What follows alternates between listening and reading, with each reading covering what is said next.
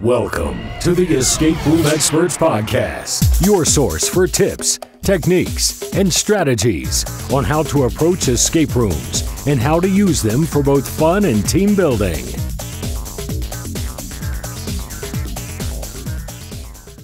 So we are the Escape Room Experts. I'm Sandy Keene. And I'm Tony Duckett. And we're coming to you from the School of Hard Locks in coastal Oceanside, California. What a week. That's right. Yeah. Grand opening. Yeah. Now back to the podcast. Back to our podcast. So we started by telling you some tips, and that we were going to share some tips with how to approach an escape room. And we already talked about how you pick the person that you're going to play with. So today we thought we would talk about, what do you do when the door closes? What a great place to start. Because yesterday we just had a group, and the first thing the guy says, well, can I get a tip of where to start? And he says, where should I start? And the answer was yes. So start. So when you go in the room, what do? My first tip would be look around and see what you're up against, all right? Because you have no idea what you're up against. So the idea is to figure out why you're here, and try to see if you can get a broad picture of what the challenge actually is. So I say no when they ask me that question. So people always say, where do we start? Can you give me a hint? And my answer is no.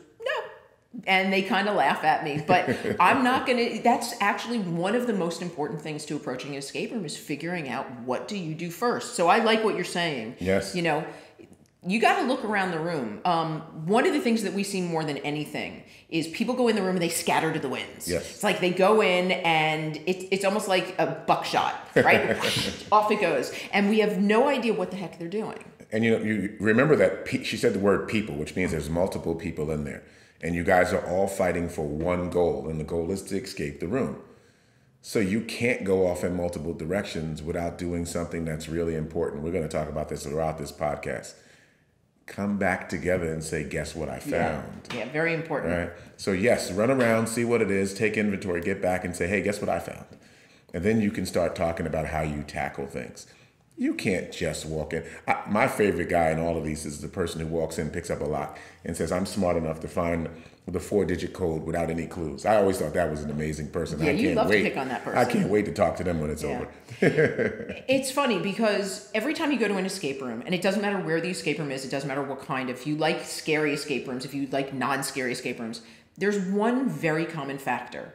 You have no idea what you're up against when you first walk in the room. Right? So you pick a pirate room. Okay, there's going to be pirate stuff all over the walls. Great. But do you have any idea what you're going to do? Mm-hmm. None. You come into one like ours where it's a school classroom. Great, it's geography class. But do you have any idea what that's going to look like? And first of all, none of those things should scare you. You don't have to know anything. In 99% of all escape rooms, they're not requiring you to come in with pre-knowledge. Right. If it's a pirate room, you don't have to patch on your eye and a parrot on your shoulder. So the information's in the room. The data's in the room. We just had a long conversation about data and information. So data is lots of stuff. And in your discovery phase, when you're pulling things together, you have to figure out how it lines up so it becomes information and leads you to the next step. Okay, but as you're looking for that stuff, that's not information that you're getting? It isn't because it's not usable. Okay. It's when you pull things together that it becomes usable. So in itself, it may not have our penny that we had in our room. That was a good one. That penny was theoretically information, but if you don't know what it applies to, it's really just a data point. So information in my mind is lots of data points that run together that give you a message to do the next thing. Okay, so then let's start talking about the types of data points that people are collecting. My favorite, so I'm stealing this one. Okay. I'm a lock person. I'm the puzzle master here at the School of Hard Locks. And one of the ways that I start figuring out what puzzles to put in is I start looking for really interesting locks. And given that the escape room is this big phenomenon now, these companies are coming out with some really cool locks. And I don't know if one has anything to do with the other, but I got some really cool locks back there I haven't even showed you yet. The first thing I like to do when I go into an escape room is find all the locks. What have I got? Do I have locks that need keys? Do I have locks that need numbers? Do I have locks that need letters? Do I have locks that need a combination? How about the locks, the directional ones, go up, down, back, forth, right? Right. So I think one of the first things you need to do is you need to know, what locks do I have to open? Because if I don't know what I'm looking for in order to get this particular lock open, then I don't know what I'm looking for. And that's what I mean by taking inventory. What's in the room? What do we need to do? Yeah. So we're on the same page there. And then you need another person, a person who's going to keep track of that, right? Yeah. And that can either be a person, multiple people, or just open communication. But if I know there's a lock over there that happens to need 5 letters, and I'm the only one who knows it, and I don't find 5 letters, right, then I have no chance of opening that lock. So sharing that information with people, or someone keeping track of it, and I discover these letters, go, hey, I have 5 letters. Anybody need that? Oh, I do.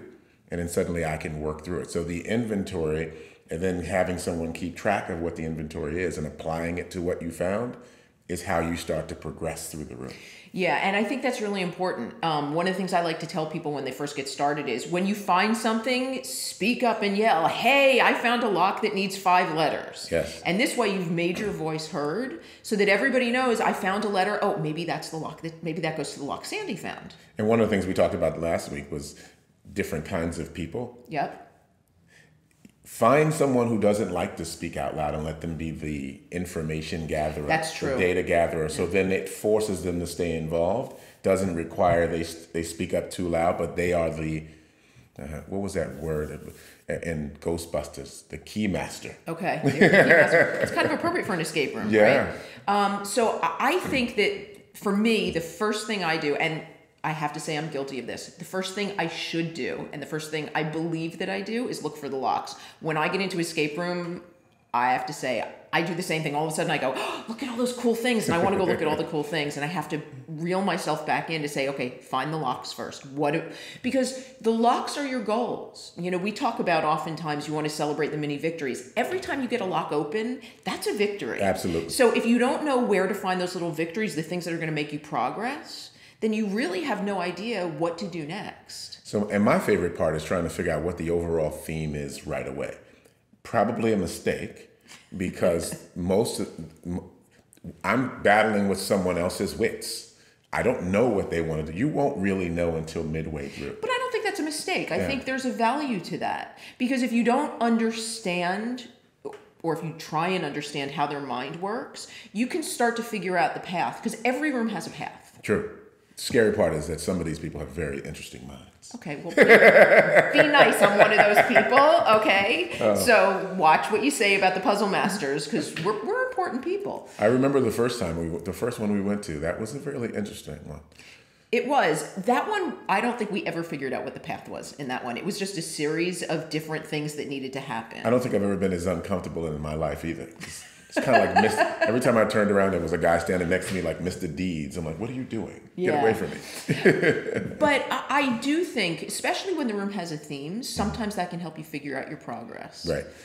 So in either case, you have to either understand what you want to do and create some strategy, an overall strategy and approach to the room. Yep. Either identifying the challenges, which are the locks and those things, identifying the flow of the room, which is the theme, and maybe that can help you. But you've got to start. You can't spend time asking yourself where to start. Yeah. So you might want to give some thought to it before you go in. What do we want to do? Because you don't know what you're going to see, but counting locks is easy. That works in every single one. So if you start there, that's a great place to start. But I want to go back to thinking about the story, because there was a room that I went to in Canada. And was it Canada? No, it was Northern California. And the story was really important, because in order to get into the main room, there was this little antechamber, and you had to figure out how to get from the antechamber into the room. Uh-huh. And the story became really, really important to it, because there were all of these choices as to which door it was going to be that was going to let you into the room. Oh. And so actually, in that case, understanding the story. So here's another tip, very important. Make sure when your, we call them proctors here, but your hosts talk to you and tell you a story, that you actually listen to it. Because oftentimes there's information in the stories that they tell or the instructions they give you that are going to help you get started. So here's an interesting, we're not going to go down this path because we'll do this one just by itself. You describe something that's really interesting and it's important in life and in business and personal relationships. The concept of active listening. Yes. So people come and they are sitting in these rooms and we're telling them a story and they're whispering to each other. While you're doing that, it's virtually impossible to hear everything I say. And some of the things I say may not just be the words I use, but the way I phrase it, my voice inflection, the things I point at, all of those things can be important. So if your goal is really to be successful, when you go in, you need to be focused. Yes. You need to be laser focused on what your goal is so that you are going to gather every piece of information that your proctor gives you, and you're going to use that to your benefit when you get inside. So when you select your people, we want to win this. Now, if you just want to hang out with your friends and you want to lose, that's fine. But no one comes to lose. Everybody wants to win. Am I right? So given that, you might want to really listen. And active listening is this concept where you try to shut off your willingness to talk and let the person finish the entire thought. So you not only get the words, but the context. Yep. And then understand where they're coming from. Almost a lost art today. Yes, it is. But, so what happens when the door closes actually starts before the door closes. Right. You know, and different escape rooms, again, are different. Some of them don't do any pre-story. Some of them do a lot of pre-story like ours. So you listen before you go in, the door closes, and now you start to take inventory. You look for the locks. Here's the other thing I like to do. I like to go and start walking around the room and seeing the things that move and the things that don't move. So for instance, you have a bookcase. You start touching the bookcase and you realize some of these books aren't real books. They don't move. There's nothing you can do with them, but some of them are real books. And now you start to look. Here's a tip. You can, and it's kind of a little cheat. So what do they call, what did the kids call them? If a hack, it's kind of like a hack. So here's a hack. Look to see where things have been well worn. It may not always work for you, but at least it gives you an idea as to things other people have been looking at. Good point. Yeah, and so, but I like to go around after I figured out the locks, and I like to touch things, and I like to see what moves, what doesn't, what has some give, and what other people have paid a lot of attention to. You know, the one I did in New York, I did with 6 people I didn't know. Okay. And the 5 of them knew each other. The 6 of them knew each other. I was the only one. I was the odd one out.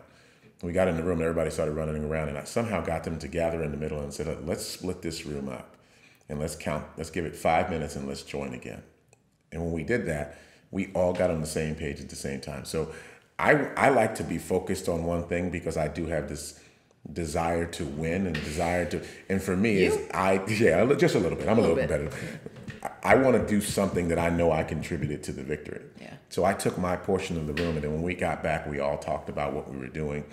What was interesting there is it kind of forced a skill inventory too. I was telling these people I was working on this math problem, and this woman told me, well, I'm studying, my PhD is in mathematics. Here you go. I'm done.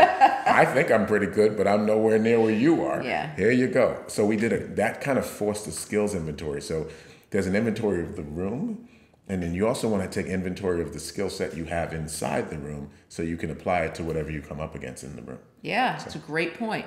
So the first 5 minutes, just to recap, before you head in the room, make sure you listen to what the people are telling you. Once you get in the room, take your inventory, look at the locks, look to see what else is there, and then make sure you come back so you talk to everybody and you can see, hey, this is something that I like to do, this is something I'm good at, this is something I'm awesome at, let me do this, I don't want to touch that. And then you can really start and tackle the room. So there's a really important point here that make sure you understand that it's not you against the room, it's you all against the room, which means you have to share as many times as you can. So if you're 5 minutes in and you have something to share, do it. 15 minutes later, share again. Yep. The more you do that, the more everyone becomes aware of what's going on in the room, and the more you can find out, especially if you have different friend sets, what people are doing and what they're good at. Share. Make sure you get people to work on things they're good at, and you have a really good chance of getting out. So that's the first 5 minutes of the room. In future podcasts, we will give you tips on how to approach the room from that point on, as well as in the last 5 minutes when all hell breaks loose. That's when people are often their most effective. Absolutely. We'll talk more about that. So again, I'm Sandy Keene. And I'm Tony Duckett. And we are the Escape Room Experts. Thanks for listening. Bye now.